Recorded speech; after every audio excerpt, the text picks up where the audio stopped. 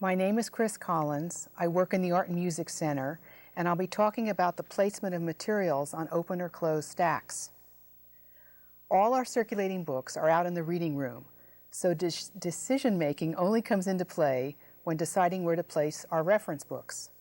The Art and Music Department has a blanket policy of placing 16s, bibliographies, catalogs, resource guides, out in the reading room. They are rarely stolen and a handy place to get a patron started on their reference quest. Of the 391's costume books, we only have 4 shelves full out in the room, but we have 17 full shelves back in the closed stacks. The titles we have placed out in the open are replaceable. They're newer, likely to be in books in print, and they don't cost an arm and a leg. This is a sort of costume book we put out we keep in the closed stacks. It's filled with these beautiful color plates, just begging to be framed.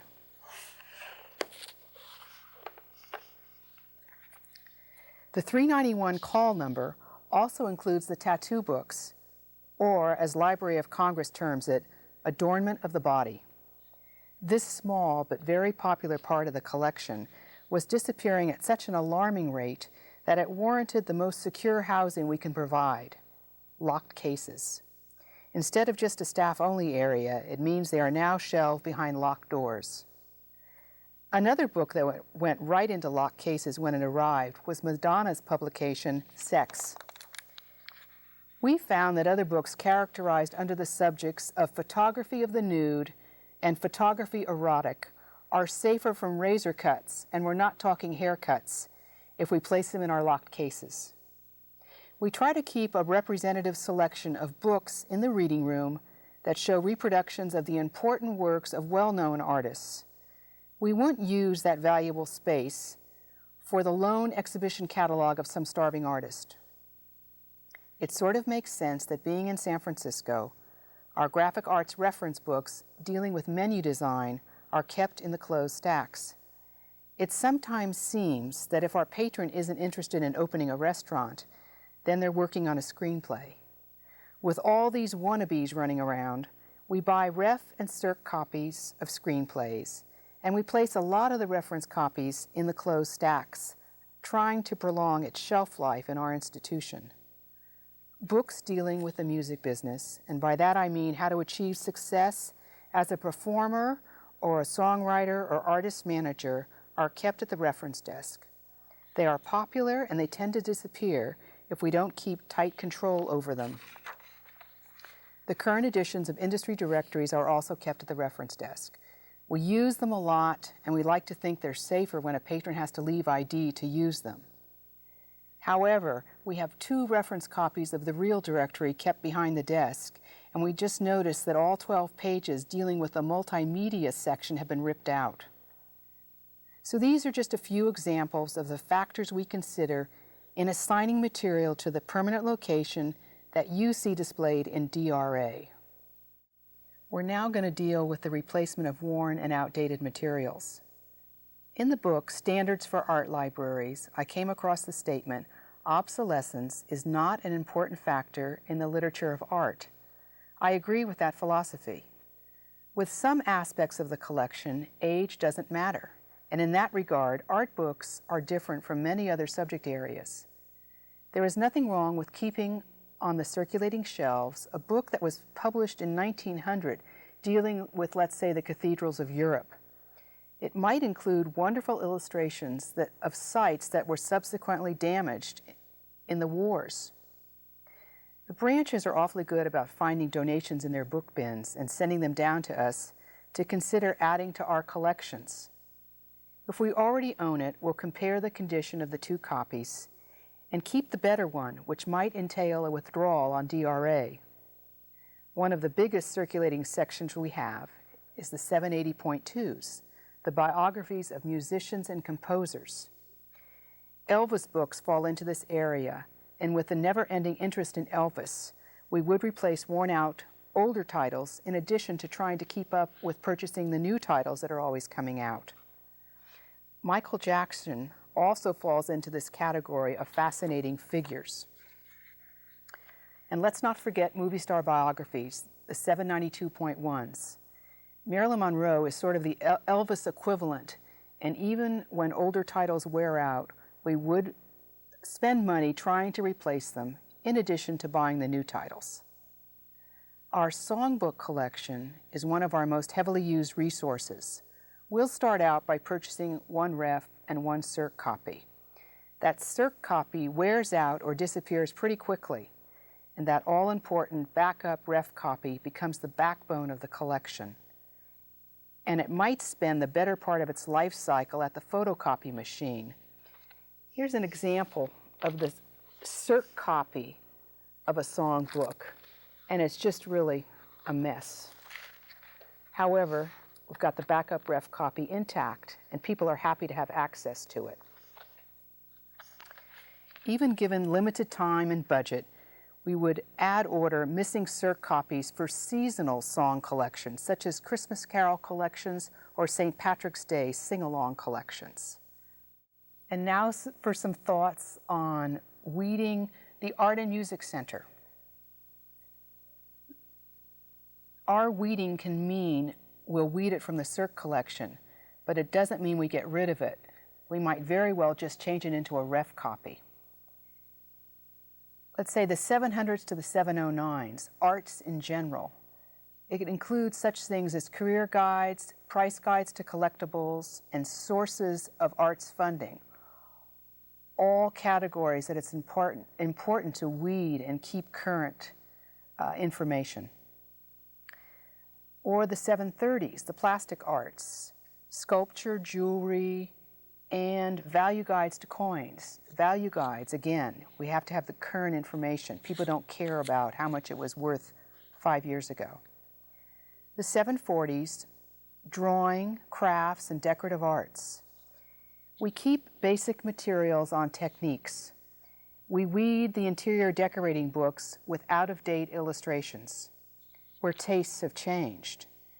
We discard general home decorating ideas after about 10 years, unless the decorating style becomes established as a distinct aspect of American interior design, for example, Southwestern or the high-tech look. The 770s, photography books. We check closely for outdated techniques and especially outdated equipment information. The 780s, music, literature, and scores. We weed on condition and use. The 790s, performing arts. We keep collective biographies, but we discard celebrity biographies when interest has waned. Next, I have some contributions from my colleagues on the fourth floor in business tech, Mike Arnold and John Kenny. The 004s to the 006s, computer books. Older titles with good information on old systems software can be made reference. Many hobbyists find older computer software and need to get information on how they work, or they just need to identify them. There really are people out there using older equipment. The Maines collection is sometimes the only place in the Bay Area where they can find older computer titles. It is possible to weed out older editions of books on MS-DOS or older editions on the various word processing books if we retain a representative reference collection for that application. It's difficult to justify weeding the 330s to the 331s very drastically. These works on economics and labor do not go out of date rapidly. They remain of use to high school and undergraduate students particularly. The investment books in the 332s tend to be very popular, but for a limited time only. Investing fashions, trends, techniques vary from year to year. Once these books no longer continue to move, it's time to make room for the up-and-coming titles. We've tended to order multiple copies in the past because of patron demands. So from the point of view of the Maines collection, it's fairly easy to remove all but one copy. Naturally, there are a number of older classics that we want to maintain. Graham and Dodd on investing, or Sidney Homer's book on the history of interest rates. Also, just about anything by Peter Lynch, seems to be becoming a newer classic as well. The 334s and the 335s. These works on communism and related alternative economic systems are of continuing interest, mostly to students. It's difficult to justify intense weeding here. Space permitting, I would recommend keeping a copy of just about any title. Books on public finance and taxation, the 336s, take up limited space. As we have to keep current on taxation, it makes sense to dispose of earlier editions.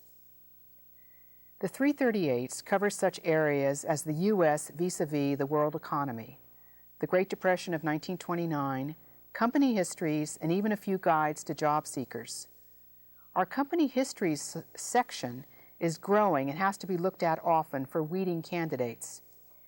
And as we've been ordering multiple copies here as well, it's been a rather straightforward process of culling those that no longer circulate with any regularity.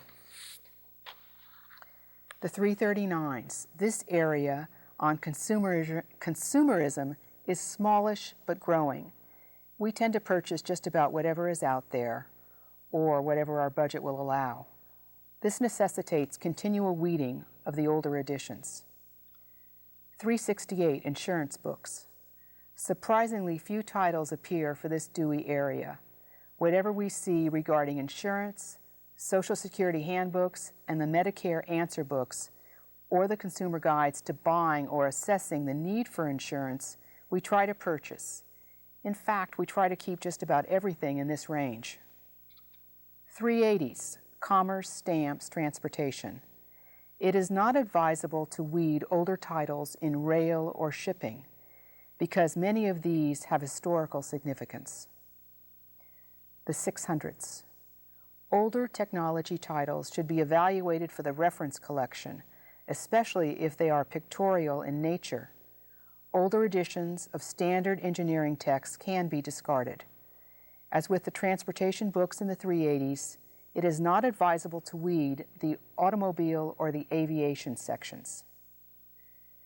650 to 659 covers business management and administration and includes books on salary negotiation, networking, computer science and language under the old Dewey, printing, accounting, and management. The 658s in particular require a constant eye, not only for burgeoning lists of available titles, but also for making space on the shelves. Much once popular material can be removed as soon as it ceases to move.